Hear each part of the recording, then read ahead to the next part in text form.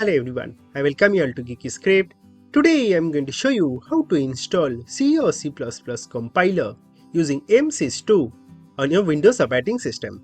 So for that you need to go to your favorite browser and to download MSys2. So just simply type MSys2 download, hit enter. Just simply go to the official site of MSys2. This link I am going to provide right on our video description. Here you need to scroll down and you will get this installer. So you need to download this installer. Here it is rightly downloaded. Just simply click on that installer. You can minimize your browser.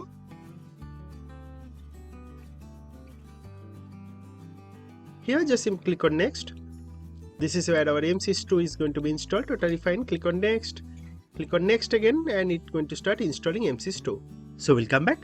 So our MSys2 is now rightly installed. Just simply click on finish. That's going to launch our MSys2. Here to execute a command. So this is the command.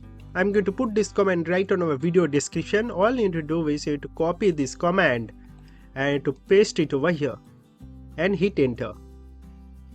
That will show you all these different packages. So just simply type Y and hit enter and it's going to immediately start installing MinGW w64 on your system. So it's going to take some time. You need to have active internet connection during this installation. And there you go. You can see it is directly installed.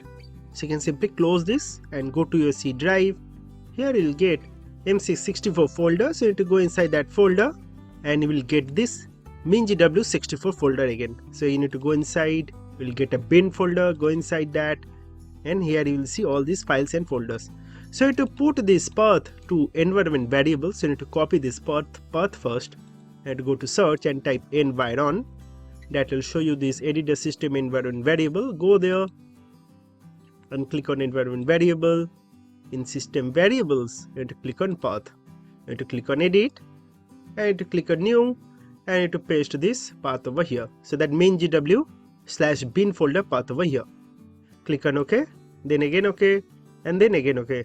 And now if you just simply go to your search and open command prompt, so just search for command prompt and open that.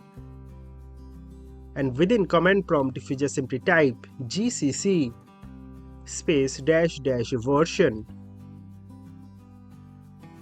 and hit enter, it's going to show you this prompt. So if you are getting this, then all that basically means is you have successfully installed your MinGW compiler. Now let's do a bit of coding.